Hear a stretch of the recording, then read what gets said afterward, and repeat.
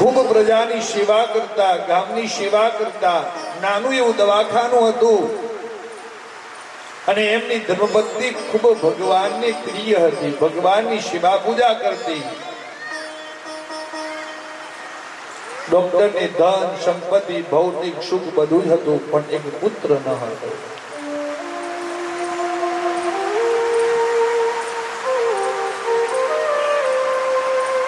એ પુત્ર ન હોવાના કારણે બંને દંપતી ખૂબ દુઃખી હતા.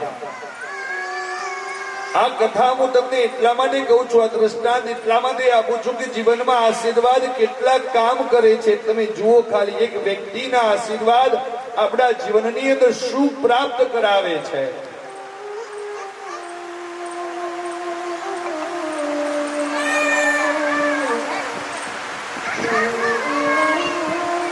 અને એ દંપતી ભગવાનની ખૂબ સેવા પૂજા કરી, લાલાને ખૂબ સેવા પૂજા કરતા, એને સ્નાન કરાવતા, સુંદર મજાના શૃંગાર કરતા, એની પૂજા સેવા કરતા. અને એ જ સમયની અંદર ભગવાનની કૃપા, ભગવાનની દયા, ભગવાનની આજીજી દ્રષ્ટિ, એના ઘરે એક પુત્રનો જન્મ થયો. દંપતી ખૂબ પ્રસન્ન થઈ ગયા, ડોક્ટર ખૂબ પ્રસન્ન થઈ ગયા કે આજે અમારે ઘેર આટલા બધા વર્ષો પછી એક દીકરાનો પ્રાગટ્ય થયું છે. કોને ખુશી ન હોય? મીઠાઈઓ વેચી,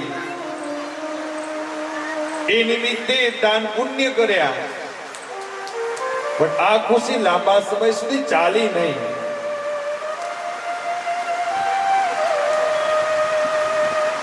પોતાના ઘરે પુત્રની પ્રાપ્તિ થઈને એટલે એ ડોક્ટર સાહેબ કેટલાય દિવસ સુધી એના ગામના દવાખાનામાં ગયા હતા નહીં. પણ થયું એવું કે પુત્રના હજી તો જન્મના 6, 7, 8 દિવસ થયા છે. અચાનક એના હૃદયના ધબકારા ઓછા થઈ ગયા. ધબકારા ઓછા થઈ ગયા. હજી તો એની માતાએ એનું મોઢું બરોબર જોયું નથી અને એની માતાએ ખૂબ ભગવાનની ભક્તિ કરી, પુત્રની પ્રાપ્તિ કરી હતી.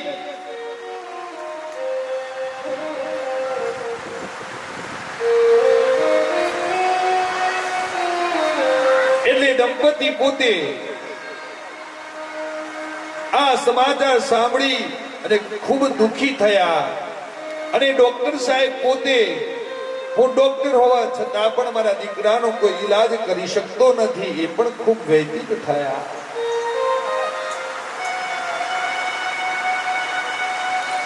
એ ભગવાનની કૃપા થોડેક દિવસ સુધી રહી. ડોક્ટર સાહેબ ભગવાન આગળ પ્રાર્થના કરવા લાગે કે હે પ્રભુ, તારો આપેલી આ પ્રસાદી, હવે આવા સમાચાર દવાખાનામાંથી મળ્યા છે કે મારા દીકરાના ધબકારા ઓછા થઈ ગયા. શું તકલીફ હશે? હું ડોક્ટર હોવા છતાં પણ શોધી શકતો નથી.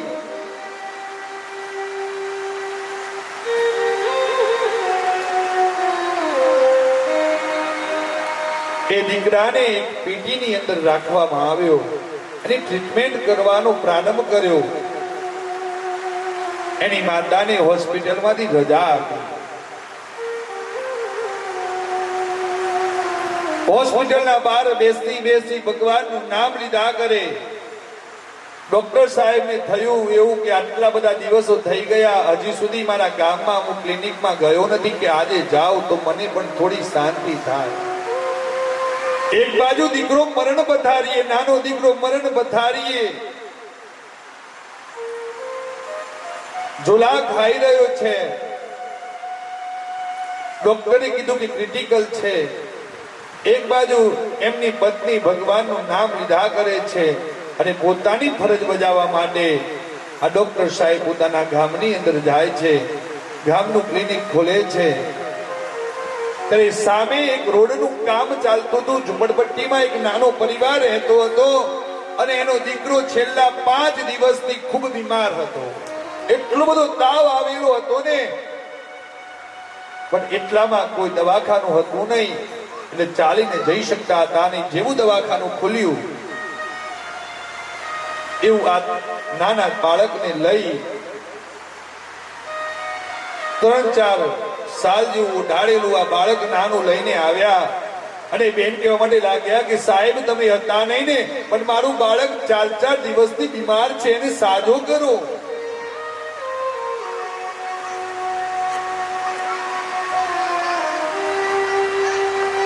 ડોક્ટર સાહેબે કોઈ જવાબ ન આપ્યો. હું તો અહીંયા શાંતિથી બેસવા માટે આવ્યો છું કે મારો દીકરો પણ મરણ પથારીમાં પડ્યો છે, મને ઘરની અંદર ગમતું હતું નહીં ને, એટલા માટે અહીંયા આવ્યો છું.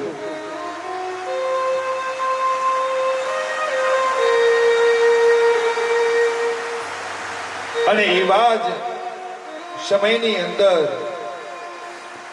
હજી તો એ બાળક લઈને એ બેન આવ્યા છે ને, એવામાં જ એનું મન થયું કે મને ક્લિનિકમાં પણ ફાવતું નથી, એટલે ઘરે જાઓ, દવાખાનામાં જાઓ, જે મારો દીકરો પેટીમાં દાખલ છે. એટલે બેનને ના પાડી દીધી કે હું તમને ટ્રીટમેન્ટ નહીં આપી શકું તમારા દીકરાને. ખૂબ આજીજી કરી, ખૂબ વિનંતી કરી બેને કે મારો દીકરો 4 દિવસથી બીમાર છે, કંઈક કરો ને. અને એ સમયની અંદર મારા બાપ જતા જતા ડોક્ટર સાહેબને બેનના મુખમાંથી આશીર્વાદ રૂપી વચન મારા બાપ આવી ગયા કે સાહેબ તમારા ઘરમાં કોઈક તકલીફ હશે, તમારા દીકરાની તકલીફ હશે ને, તો આ બાળકની માં, મારું બાળક પણ બીમાર છે, પણ એક બાળકના માના હૃદયની અંદરથી હું તમને આશીર્વાદ આપું છું કે તમારા દીકરો સ્વસ્થ થઈ જશે, મારા દીકરાને ઓની આંચ નહીં આવે, તમે એની ચિંતા ન કરશો. પણ તેમ છતાં ડોક્ટર સાહેબ ક્લિનિક બંધ કરી અને ચાલવાનો પ્રયત્ન કરે, ગાડીનું સેલ મારે ને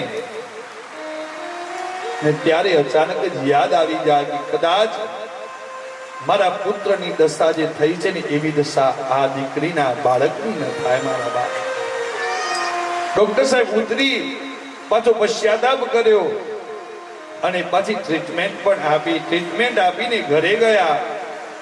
બપોરનું ભોજન પીરસાયેલું હતું. જો આશીર્વાદ શું કામ આવે છે એ તમને હું કહી જવા રહી છું કે જીવનની અંદર આશીર્વાદ કેટલા મૂલ્યવાન છે કોઈકના. ડોક્ટર સાહેબ ભોજનનું બટકું લેતા હતા, એવાની અંદર જે હોસ્પિટલની અંદર દાખલ દીકરો છે ત્યાં અમેરિકાથી કોઈ ડોક્ટર સાહેબ આવેલા હતા અને આ કેસની ખૂબ તપાસ ઊંડી કરે છે. એ ડોક્ટર સાહેબ એવું કહી રહ્યા છે કે આ બાળકને સજીવન, આ બાળકની ટ્રીટમેન્ટ કરવાની જવાબદારી મારી, આ બાળક સ્વસ્થ થઈ જશે એની ચિંતા બિલકુલ ન કરો. આ વાતની આ ડોક્ટરને જાણ નથી, પણ જેવું બટકું ભોજન કરવા માટે બેસે, ભોજન કરવાની ઈચ્છા થતી નથી, કેમ કે બાળકની ચિંતા છે. અને એવામાં જ ફોન આવે છે કે તમારા દીકરાને સ્વસ્થ કરવા માટે ડોક્ટર બહારથી આવી ચૂક્યા છીએ, તમે જલ્દીથી દવાખાને આવો. અને તરત જ એ ડોક્ટરના આંખમાંથી આંસુ દડ દડ વહેવા લાગ્યા. અને તરત જ એ દીકરીના શબ્દો યાદ આવ્યા કે મેં આના દીકરાની ટ્રીટમેન્ટ કરીને એક બીજું કોઈ નહીં હોઈ શકે, મારા પ્રભુ જ હોઈ શકે, મારા પ્રભુને જ મેં સ્વસ્થ કર્યા છે ને. એટલે આજે મને આવા સારા સમાચાર કેટલા દિવસો પછી મળ્યા છે. મારા બાપ ડોક્ટર સાહેબ દવાખાનામાં જાય અને જોવે સરસ મજાની એને જે કંઈ પણ ટ્રીટમેન્ટ જોઈતી હોય બધા જ ડોક્ટરો આપી રહ્યા હતા ને થોડા સમયની અંદર એનો દીકરો સ્વસ્થ થઈ જાય છે. મારા બાપ વિચાર કરો, આશીર્વાદ શું કામ કરે છે. ખાલી એ દીકરીના બે જ શબ્દો હતા કે મારા દીકરાને તમે સ્વસ્થ કરશો, મારા દીકરાને તમે દવા આપશો ને તો તમારો દીકરો જે મરણ પથારીએ પડ્યો છે ને એ દીકરો સ્વસ્થ થઈ જશે. મારા તમે ચિંતા ના કરો. આ આશીર્વાદની તાકાત છે એટલે આપણને કહેવું પડે. જીવાલા આકા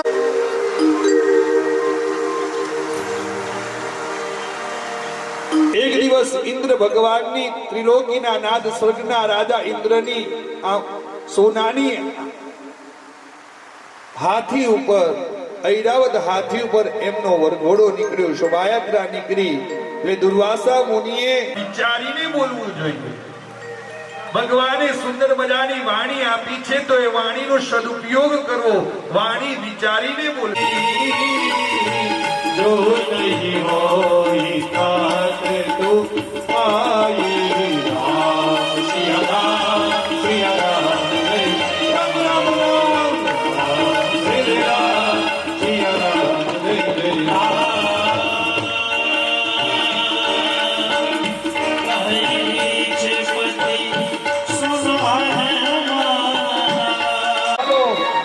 આ જગતનો ભાવ કરો